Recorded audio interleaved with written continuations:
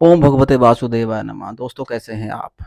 तो मेरा पिछला वीडियो जो है जिसमें मैंने जो है शुरुआत की थी कि पितरों के बारे में बताना शुरू किया था, पितृ शांति कैसे कर सकते हैं और पितरों का उपाय किस तरह कर सकते हैं। तो उसी कंटिन्यूएशन में जो है इस वीडियो में जो है जो चीज़ें वहाँ छूट गई थी उनको जो है इसमें मैं कंप्लीट करूँगा। और अगर आप मेरे पहले का वीडियो देखना चाहते हैं तो मैं डिस्क्रिप्शन में जो है लिंक दे दूँगा, आप मेरा पहले का वीडियो भी देख सकते हैं। तो इस वीडियो में मैं बात करूँगा कि श्राद्ध का मतलब क्या है?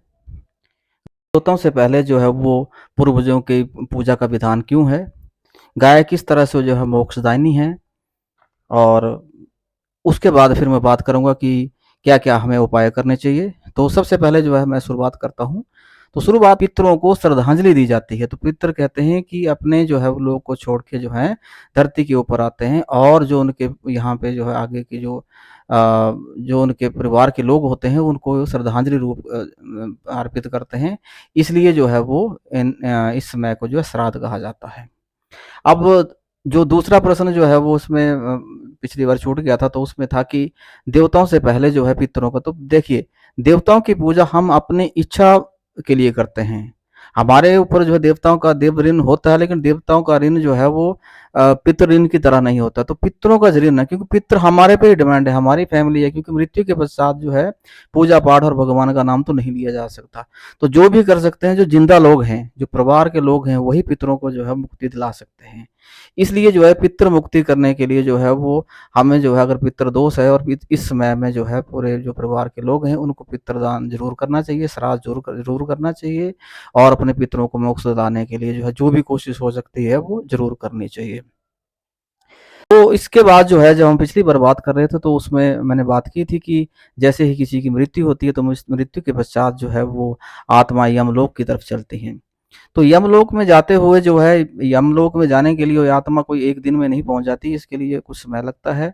तो समय में जो है गरुड़ पुराण के अनुसार कहा जाता है कि जैसे किसी की मृत्यु होती है तो मृत्यु के पश्चात जो है वो जो आत्मा है, वो जो आदमी है, चाहे वो कितने भी फुट का है, वो कहते हैं कि एक अंगूठे के बराबर हो जाता है। तो वो आत्मा जो है धीरे धीरे जो है वो चलती है और सबसे पहले जो ऑब्स्टेकल्स आती है वो आती है वैतरना नदी। तो वैतरना नदी तो कहते हैं इस नदी में जिन लोगों ने अच्छे कर्म किए हैं या बुरे कर्म किए हैं, जिनमें बुरे कर्म किए हैं उनको ये बहुत भयंकर रूप दिखाती है, लेकिन जिन्होंने अच्छे कर्म किए हैं उनको भी जो है ये तैर के पार नहीं किया जा सकता, इसीलिए इसका नाम वैतरना है। तो वैतरना नदी पार करने के लिए इसीलिए एक विधान है कि एक बार जो है गाय का दान करना चाहिए। तो गाय जो है कहते हैं कि वैतरना नदी पार करने के लिए जो है जब वैतरना नदी के पास आत्मा पहुंचती है तो उस आत्मा को जो है गाय जो है वो वैतरना नदी पार ही नहीं कराती, परंतु यमराजपुरी तक छोड़ के आती है। इसलिए जो है वो अगर इन जो श्राद्ध का वक्त होता है तो सबसे पहला जो उपाय है आप क्या करें कि अगर जो है वो प्रेजेंट समय में मुश्किल है कि हम गाय का दान करें, पर हम क्या कर सकते हैं, तो गाय अगर मिलती है कहीं पे तो गाय के लिए जो है थोड़ा चारा ले जाएं, कुछ खाने की चीजें ले जाएं और पानी जरूर पिलाएं और उनको तिलक करें। अगर तिलक कर सकते हैं तो उनको नमस्कार करें और नमस्कार करने के बाद जो है वो उनकी पूंछ में हाथ लगाएं।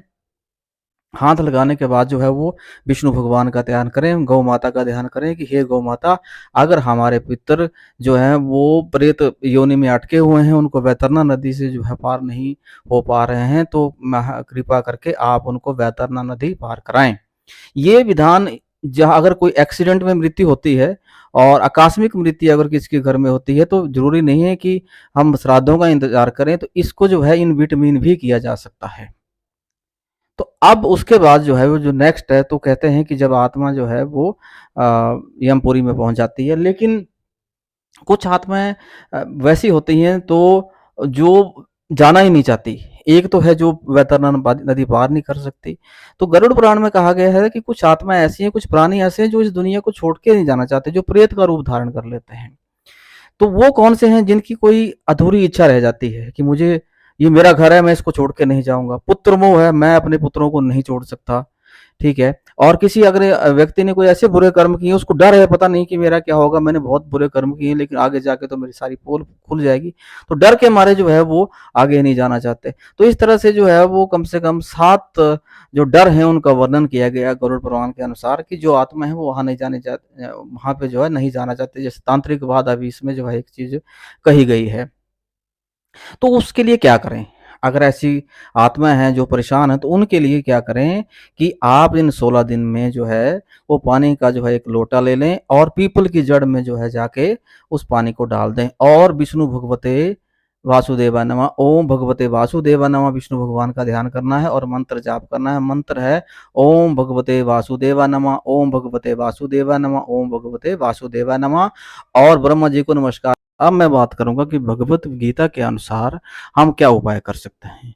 ये उपाय दोस्तों सबसे सर्वोपरि है और इस उपाय को आप कभी भी कर सकते हैं। इसके लिए जरूरी नहीं है कि श्राद्ध का वक्त हो, लेकिन कोशिश करें कि अगर जो लास्ट दिन का श्राद्ध है उसमें जो है इस उपाय को कर सकते हैं।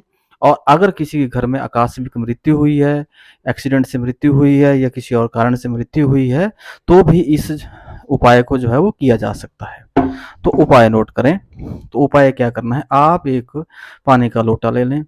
उस लोटे में जो है वो आपने 3 पत्तियाँ जो है तुलसी की लेनी है, डाल देनी है उसमें।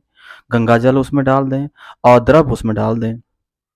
उसके पश्चात क्या करें, जो मौली होती है, मौली का धागा जो है वो पानी में डुबो दें और उस जो धागा है उसे अपने हाथ में पकड़ लें और गीता को जो है वो अपने हाथ में रख लें और 7वां अध्याय जो है ओपन कर लें।